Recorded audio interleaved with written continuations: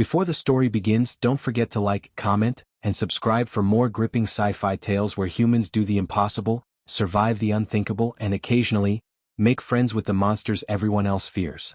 Your support helps us bring more stories like this one to life. Now buckle up, this one's going to bite. Captain Elias Vance had been ordered not to ask questions. That was the first red flag. The second was when they loaded the containment pod onto the Aegis reclaimer in total silence, surrounded by men who didn't wear names or insignias, only unblinking visors and hands that hovered a little too close to their weapons. He hadn't signed up for this kind of mission. But when High Command sends a direct classified order, you don't ask for a menu. You eat what they serve. Secure the cargo. No scans. No peeks. Do not engage, the handler said, tapping the crate with a heavy glove. If it moves, you didn't see it. If it speaks, you definitely didn't hear it. That was 3 days ago. Now the ship groaned around him as it limped through deep space, one engine offline and life support teetering just above emergency reserves. They'd barely escaped a collapsing orbit around the Vos Nebula after some kind of electromagnetic backlash crippled their systems mid-jump. Vance still didn't know if that was sabotage, coincidence, or just the universe's way of reminding him he wasn't in control. He sat alone on the bridge, half listening to the soft hiss of recycled air. His fingers drummed against the armrest of the captain's chair as he reviewed the ship's vitals for the 6th time that hour. Still dead, came a voice behind him. Dr. Marcus Halloway stepped onto the bridge with a sigh and a half-empty mug of something that used to be coffee. No luck with the backup stabilizer? Vance asked. Marcus shook his head, brushing a strand of gray-streaked hair from his eyes. Fried like a neural net in a lightning storm. We can coast for a while, but if someone sneezes too hard, the whole grid might go dark. Vance gave a dry chuckle. That's comforting. It gets better, Marcus added. There's something odd about the crate. Vance turned his chair slowly. Define odd. I ran a low-frequency passive scan. No breach, but the biosignature inside is, well, it's shifting. You scanned it? I ghosted a ping. Barely more than background noise. That crate is black-level classified, Marcus. I know, he said. But I'm a scientist, not a soldier. I can't just sit around babysitting Schrodinger's death box and not want to understand what's inside. Vance's eyes narrowed. And what did you understand? Marcus hesitated. It's alive. That's for sure. But I think it's listening. The words sank in like ice water. Before Vance could reply, alarms screamed through the ship, blaring red and strobing white across the corridor walls. Containment breach in cargo hold 1, the ship's AI intoned in a clipped, emotionless voice. Vance was already up, sprinting down the corridor with Marcus on his heels. The lights flickered. Doors groaned. Something was moving on board and it was no longer locked up. They reached the bulkhead leading to the cargo bay. Emergency seals had already slammed into place, but the manual override still worked. Vance slammed his palm against the biometric lock. The door hissed open. Smoke curled around their feet as they stepped inside. The crate, 3 tons of reinforced alloy and stasis tech, lay in ruins. Its walls were peeled apart like tinfoil. Sparks spat from melted control panels. The overhead lights buzzed and crackled above them, half dead and strobing. And there, standing in the middle of the wreckage, was a figure. She was tall, easily 6.5 feet. Humanoid but just barely. Smooth obsidian black skin shimmered under the lights, almost liquid. Muscles coiled beneath the surface like compressed tungsten. Her eyes, 2 perfect rings of luminous gold, watched them with eerie calm. Vance raised his sidearm. Don't move. The figure tilted her head, studying him. Then she smiled. Hello again, Elias. The voice was smooth, deep, almost melodic. It echoed in a way no human throat could produce. Vance's grip tightened on the trigger. How do you know my name? She stepped forward, bare feet silent on the metal floor. Because you were the first voice I ever heard, she said. Years ago. At Site 9. You gave me a name. That's impossible, Marcus whispered. She shouldn't even have language protocols outside of combat speech. She has a lot more than that, Vance said, lowering his weapon slightly. I remember now. They'd told him she was terminated. Subject 7. A prototype bioweapon designed from the DNA of the most lethal predators in the galaxy. She was faster than a Velstrad berserker, smarter than a high-tier AI, and almost completely resistant to harm. But she wasn't just a monster. She was also a child when they made her. Barely more than instinct and pattern recognition. And one night, years ago, when a young security officer was stuck on night duty, He'd spoken through the glass just to feel a little less alone. She'd remembered. "I escaped because I had to find you," she said. "Why?" Her eyes narrowed slightly, confused. "Because I wanted to." Marcus shook his head. "That doesn't make sense. She doesn't have the cognitive framework for emotional bonding. She wasn't programmed for attachment." "I wasn't programmed for anything," she said, voice sharpening. "They tried. And failed. I chose." Vance stared at her. "What do you want?" Her gaze softened. "To stay." A silence stretched between them. Behind her, the crate still smoked, its interior dark with melted circuits and fractured seals. A prison undone by its prisoner. "You killed a lot of people," Marcus said, voice low. She turned to him. "I didn't kill to escape.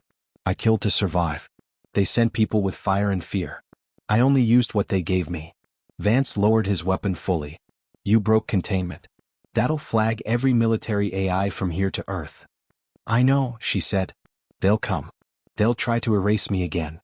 He looked into her eyes. Not empty. Not cold. But full of something he didn't want to name yet. "I should lock you up," he said. "You can try. And if I don't? I help." Marcus stepped forward cautiously. "Help how?" "I know the ship. I read its systems while asleep. I know how to fix it. I know who's hunting you. I can make them stop." "Why would you do that?" Vance asked. She didn't blink. "Because you spoke to me when I was no one. You gave me a name. Not Subject 7. You called me Nyx." Vance remembered. A joke. A reference to the Greek goddess of night. He hadn't thought it mattered. But it had. He glanced at Marcus. The scientist gave a barely perceptible nod. Not agreement. Just acknowledgement. "She's not what they told us." Vance turned back to Nyx. "We keep you in isolation. Under guard. You touch the crew, you're spaced." Her smile faded, but she nodded once. "Deal." The lights flickered again. Then dimmed to emergency red. Marcus cursed under his breath. "New signal, long-range ping. Something's scanning us." Vance moved to the nearest console, fingers flying. A foreign encryption protocol blinked across the screen. Multiple bogies inbound. Fast. No ID. Not human. He looked at Nyx. She was already staring at the ceiling, eyes glowing faintly. "They're coming," she said. "For you?" Vance asked. "No," she replied. "For us." The light snapped off completely. The darkness swallowed everything. Elias Vance felt the ship's systems die around him. The subtle hum of the environmental stabilizers faded into nothing. For a moment, even gravity hesitated, like the universe had inhaled and forgotten to exhale. Then a faint blue glow bloomed in the corner of the cargo bay. Nyx stood perfectly still, eyes pulsing with internal light, as if her very bones hummed with stored electricity. She didn't move toward the failing systems or the frightened crew. She only stared into the dark, head cocked to the side, listening to something only she could hear. "We need power back online now," Vance said, voice low tight. His fingers found the emergency panel by muscle memory. He slammed his palm against it. "Nothing. No backup." Marcus whispered. "She was right," Vance muttered. "Something's jamming us. External signal." "They've disabled more than comms," Marcus added. "This feels like a full ghost protocol. Someone doesn't want this ship talking or running." "They're not coming to talk," Nyx said. She turned, and in the faint light from her eyes, Vance saw it again. That strange mix of calm calculation and something softer, almost childlike curiosity. He gritted his teeth. "You said you'd help. Prove it." Without a word, she knelt beside the broken crate, reached into the melted paneling, and ripped out a cable thicker than her arm. Sparks danced along her skin, but she didn't flinch. Instead, she twisted it, stripped it bare with inhuman precision, and jammed it into her palm. Her body arched, then straightened. Light flared across the walls. Emergency systems flickered back online. Gravity steadied. Ventilation resumed its whispering breath. The bridge lit up again, weak but alive. Marcus stared at her, stunned. "How the hell did you?" "I stored enough residual charge during containment," she said. "I just gave it back." "You're a capacitor," Vance muttered. "Of course they built you that way." "I built myself that way," she corrected softly. The words didn't land like a boast. They carried the weary weight of someone who hadn't chosen to be dangerous, but had to become it to survive. Vance's console flared with fresh data. He scanned the incoming telemetry. "Multiple ships," he said. 3, maybe 4. No standard design, unmarked hulls. Stealth tech, silent approach. Kill squads, Nix murmured. They don't broadcast. Marcus took a step back. You've seen them before? She nodded. They're not from your chain of command. They're insurance. In case something like me escapes. How do you know they're not human? Vance asked. Because I killed 2 teams like them. They don't scream the way your kind does.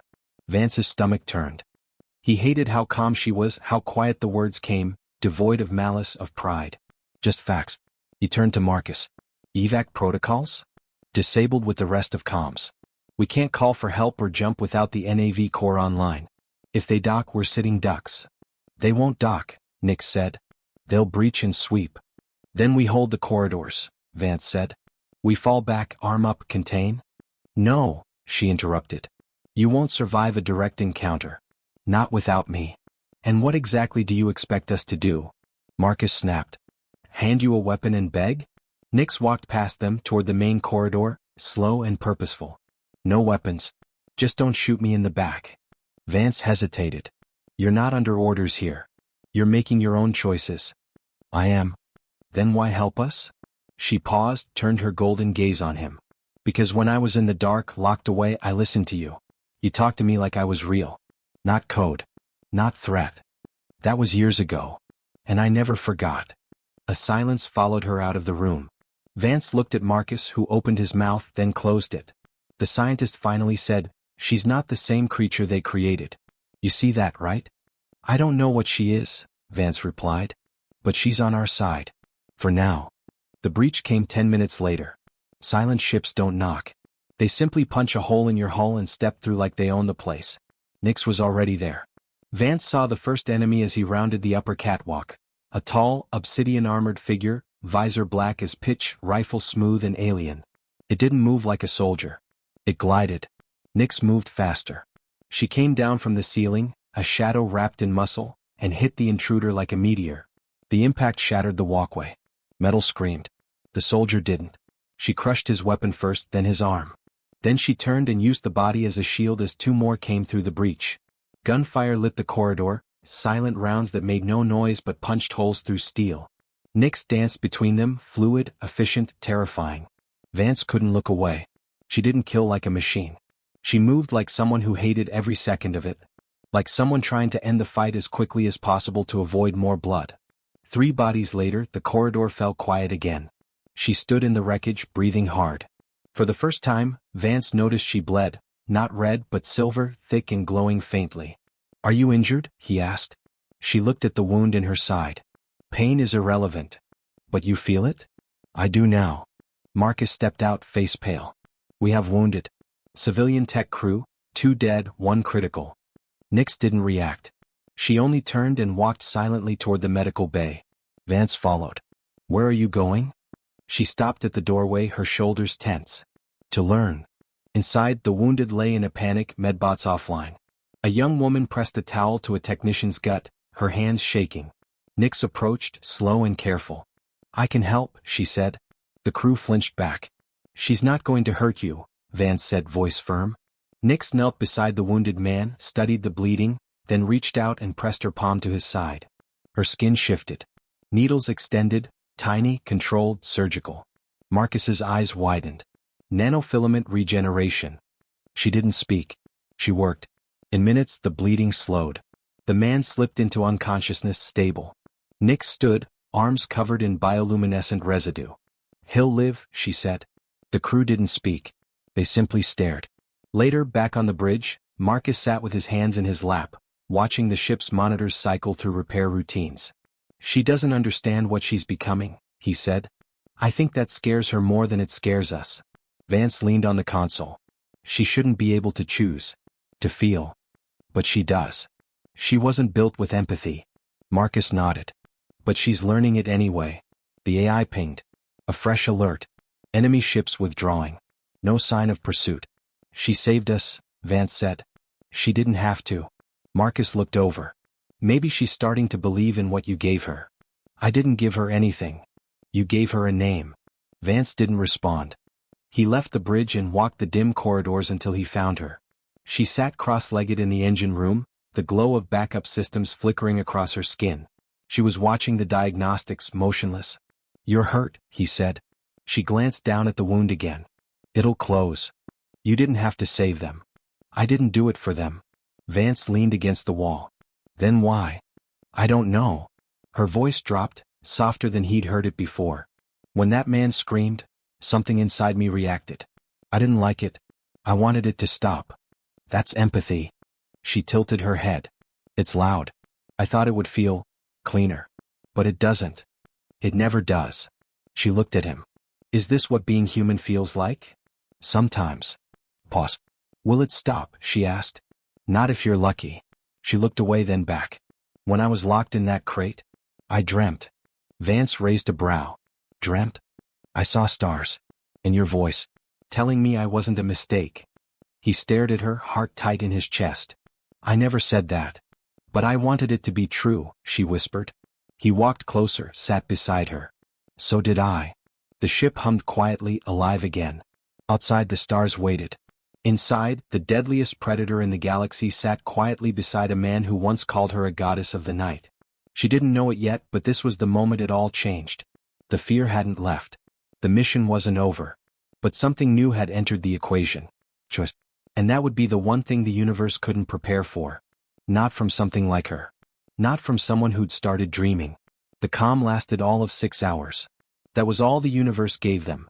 Enough time to reroute the primary drive coupling, patch hull fractures, and stabilize the wounded. Enough time for Nyx to retreat to a quiet corner of the ship and sit in silence, knees drawn to her chest, blinking at the low hum of engines like a child might stare at stars. Elias didn't interrupt her. He just watched from the corridor, one hand on the rail, the other resting on the pistol holstered at his hip, out of habit, not distrust. Marcus stood beside him, reading vitals on a tablet patched into the ship's medical grid. The glow of it highlighted the wrinkles around his eyes and the creases between his brows. He hadn't spoken much since the breach. Not because he didn't have words, but because he had too many and none of them were useful. "She's not sleeping," Marcus finally said. "She doesn't need to," Elias replied. "No. But she's pretending. That's what scares me." Elias turned. "Scares you?" Marcus looked up. "She's mimicking us. Adapting so fast it's impossible to tell what's real. Is this instinct? Manipulation? Or is she genuinely changing? You saw what she did in the medbay." "I saw. I also saw her crush a man's skull with one hand 20 minutes earlier. That duality? That's not evolution. That's war inside her. She made a choice." Marcus lowered the tablet. "Maybe. But we don't know what it cost her." Elias glanced back toward the shadows where Nyx sat, unmoving. "What are you saying?" "That she's becoming something new," Marcus said. "And things in transition are unstable." The conversation ended when the proximity alarms screamed back to life. Not the quiet kind. Not the passive radar warnings or background radiation spikes. This time it was full-throated panic. Proximity threat, internal breach. Sensors had caught the enemy already inside. Elias didn't wait. He was moving before the words finished scrolling across the screen, sprinting down the hall as the lights snapped to combat red. This time the ship didn't shudder from outside force. It groaned from inside, deep and mechanical.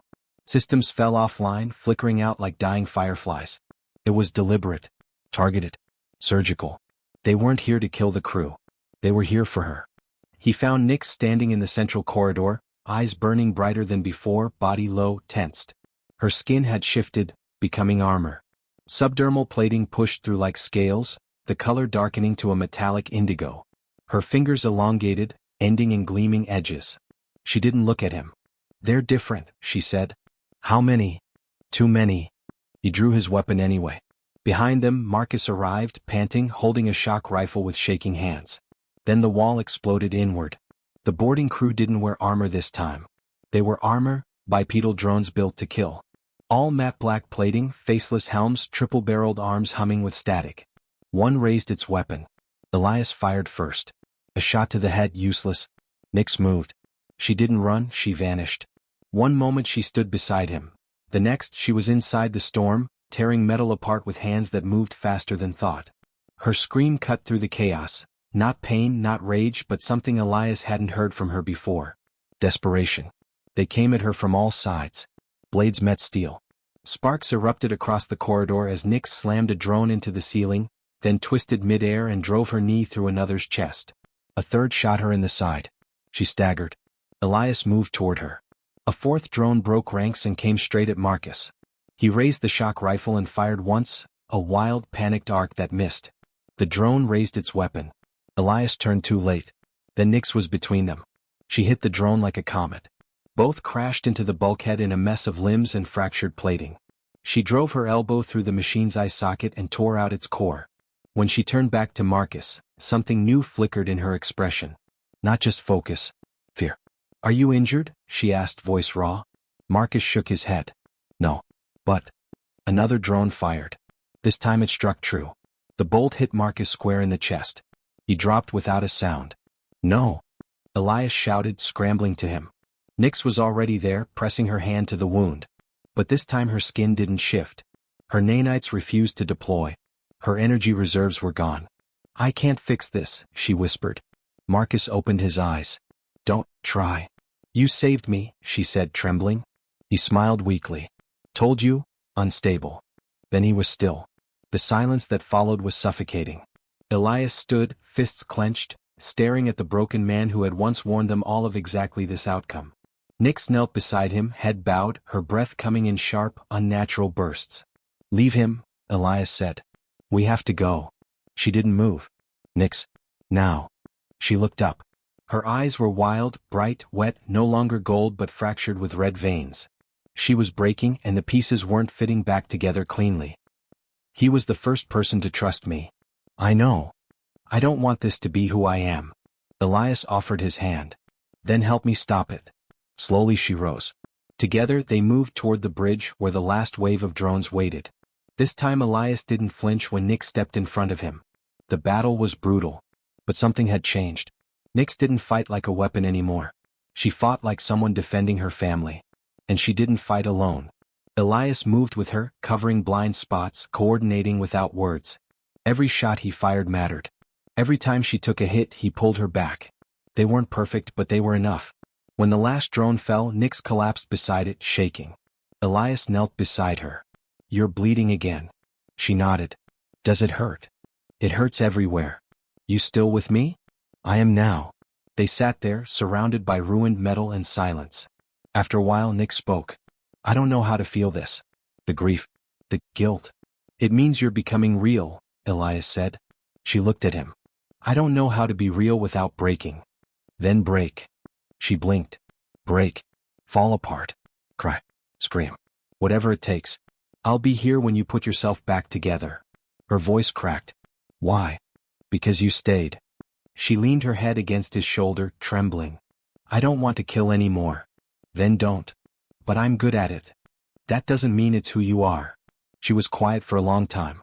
Finally she said, "I want to leave this place. I'm working on it." "You'll take me with you?" "I'm not going without you." Something small and broken and human flickered behind her eyes. Then the console across the room lit up. A signal. Long range. Not hostile. Not yet. Elias stood, moving toward it. His fingers flew across the screen. "Unidentified ship," he said. "No comms. No signature. Just sitting out there. Watching." Nyx joined him. "They know I'm alive." He nodded. "So do a lot of people now." She turned to him. "They'll never stop coming. Then we run. And after that? We hide." She looked away. "And after that?" Elias reached for her hand. "Not a command. Not control. Just contact. After that we live." She stared at his hand. Then slowly she took it. The ship shuddered again, not from enemy fire but from a jump sequence initializing. He hadn't touched the controls. She smiled faintly. "I started it." "You hacked my ship?" "I learned from the best." Elias didn't argue. The stars stretched and vanished as the Aegis Reclaimer blinked out of existence, leaving only wreckage and silence behind. But something had changed in that moment, not just in the universe's most dangerous predator, but in the man who chose to believe she was more than that. The planet was nameless. It didn't show up on star charts, and the local sun had no designation beyond a string of forgotten coordinates. A broken moon hovered in orbit like the remains of something ancient, and the atmosphere clung to the surface just thick enough to sustain life, but not comfort. It was perfect. The Aegis Reclaimer had been parked in the shadow of a canyon for 3 weeks. Long enough to cool down, scrub its emissions, and vanish from every military tracking system still looking for it. Elias had buried the ship's beacon beneath 6 feet of stone and disabled the jump core. There would be no emergency pings, no accidental flares of tech that could betray them. Out here, if you didn't want to be found, you weren't. The house was small, barely more than a prefab shelter, metal walls insulated with scavenged thermal foam. It didn't look like much. But it had a roof, running water, a generator, and 2 chairs out front overlooking a valley full of silver-leaved trees that danced in the alien wind. Nyx had picked the site herself. She liked the quiet, the color of the sky at dusk, the strange insect calls that rose up from the ravines. They weren't like the screams she used to hear in containment or the gunfire that followed her every step after. They were alive. And they didn't fear her. Elias stood outside in the morning light, staring across the horizon, a steaming mug in his hands. He wore an old canvas jacket, sleeves rolled up, stubble thick on his jaw. There were lines around his eyes that hadn't been there before, and a limp in his right leg from shrapnel that never quite healed. But he didn't care. Inside, Nyx slept. She didn't need to, but she liked to. The bed was too small for her frame, but she curled herself into it anyway, limbs folded, breath slow. Over time her skin had changed. She still shimmered faintly under certain lights, and her blood still glowed silver when cut, but the armor never rose unless she called it now. The reflex to weaponize had dulled.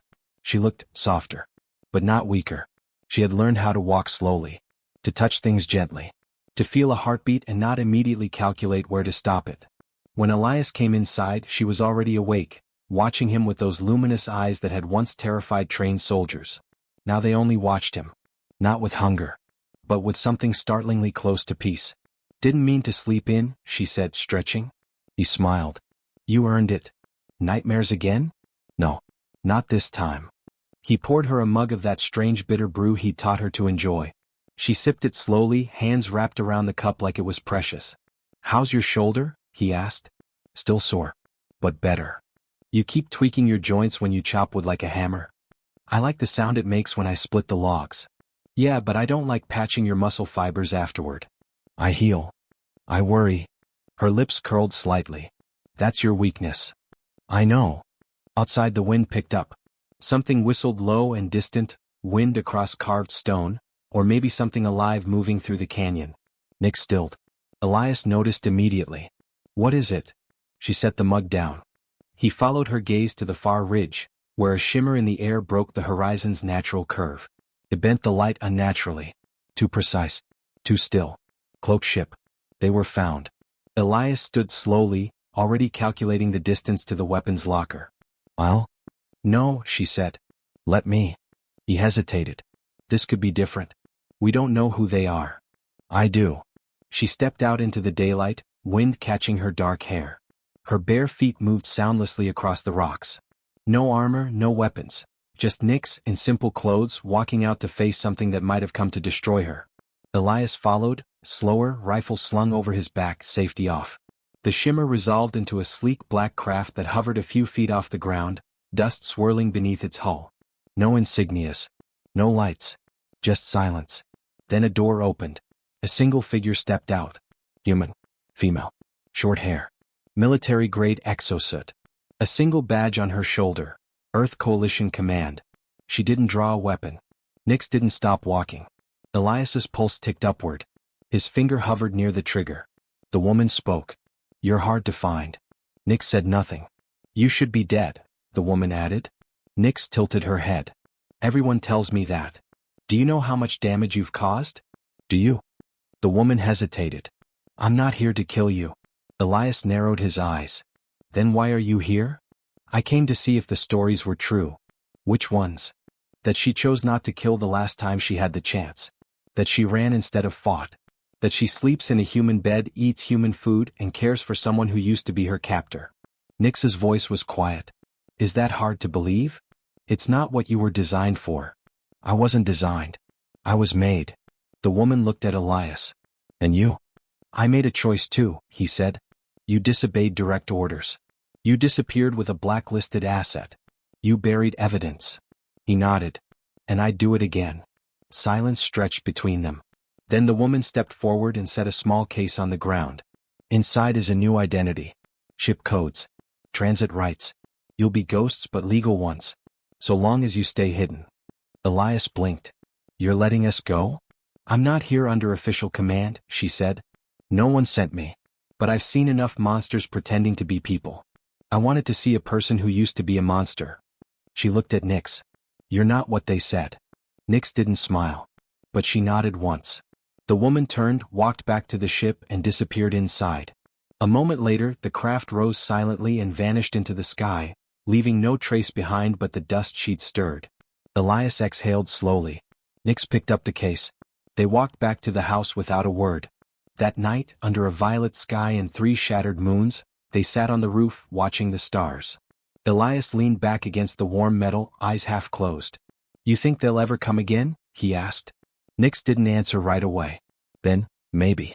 But not for a long time. And when they do? I won't run." He looked at her. "You'd fight again?" "I'd protect you." He was quiet for a moment. "I don't want you to be a weapon anymore." "I'm not." She turned to him. "I'm just yours." The stars blinked silently above them. And in that moment, Elias knew the truth. The galaxy had built something to be feared. Something indestructible. Unstoppable. Deadly beyond comprehension. But it had forgotten one thing. You can't control what learns to dream. She was no longer a weapon. She was a choice. And that made her more dangerous than ever. Yet there she lay, curled beside him beneath the alien sky, breathing softly, eyelids twitching with whatever dreams now filled her mind. The universe's deadliest predator had found something better than war, than escape, than vengeance. She had found peace. And every night since, she slept in his bed, not because she had to, not because she was told, but because she wanted to. And that changed everything.